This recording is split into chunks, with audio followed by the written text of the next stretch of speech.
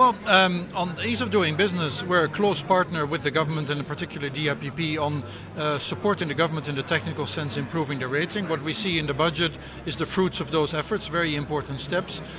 Key things such as the Bankruptcy Act, the Insolvency Bill, really, really important, and continued steps to really make investors feel welcome and move red tape out. I think otherwise the budget is a balanced budget. What is most important, given India's status as one of the bright spots in the world economy, is to keep that credibility by also showing continued commitment to fiscal discipline, which we have seen, and riding the balance of obviously dealing with the needs of the rural sector, investing in infrastructure, but also investing in health and education so that people can take advantage of its demographic dividends. With all the constraints, I think it comes out looking very balanced. Okay, well, so obviously central government's moved forward on a lot of the key items there.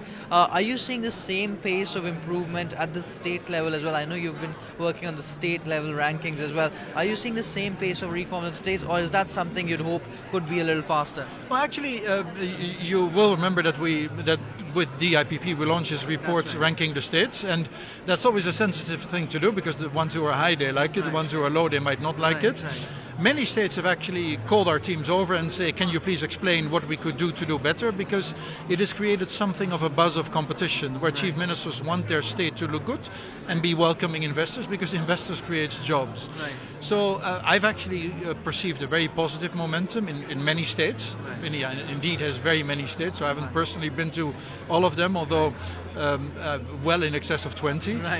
So I don't see that there's a difference in terms of momentum in Delhi, central government, as opposed to the states. I think many states are moving very fast. I think most states totally get that to create jobs for its people, they need to welcome investors. On the banking system, obviously that's also that's been a major area of debate over the past few weeks or so. And do you believe now that 18 months ago we were at a point which was already majorly stressed in the banking sector? Today, perhaps we're in an even worse situation.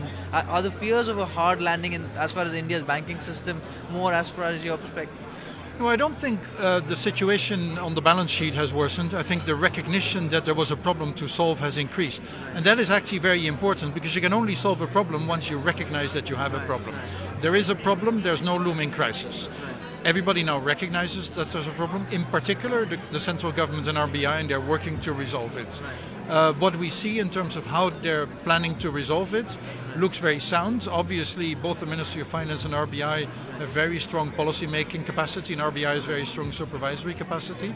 So I think with the recognition, addressing the problems now has started, and therefore I feel that it will keep improving, not afraid of a hard landing. Finally, sir, in terms of the subsidy rationalization program, we've seen some progress coming in terms of DBT. The Aadhaar bill's obviously also gone through.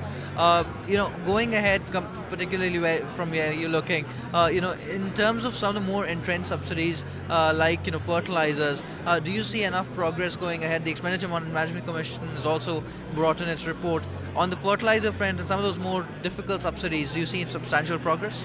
Well, the key with with fertilizer is that it's a sector that has many externalities. It's hydrocarbons, but also the environment, and then obviously the farmers who have seen a lot of distress.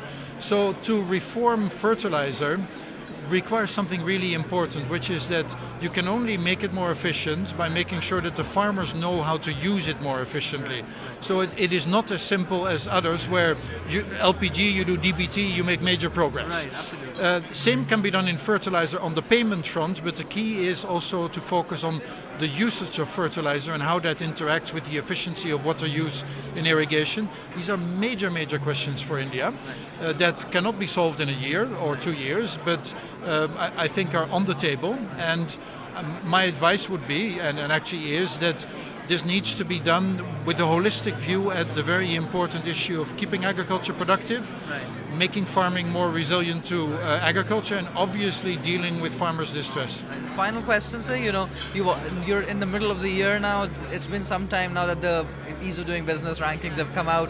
What's your projection for the next year? Do you see significant progress being made in terms of ranking for India? Work is definitely going on, so I'm hopeful that there'll be progress. Since the people doing the rating are different than people like me who work in the countries, I will not make the mistake of predicting a particular number, but I'm certainly optimistic that the trend that was started last year will continue, and hopefully will continue with even more vigor. Find us on Facebook at facebook.com/ETNow, and don't forget to click the like button. You can also follow us on Twitter at ETNowLive. To stay updated with all our programming, hit the subscribe button on our YouTube channel by logging on to youtube.com/user/ETNow.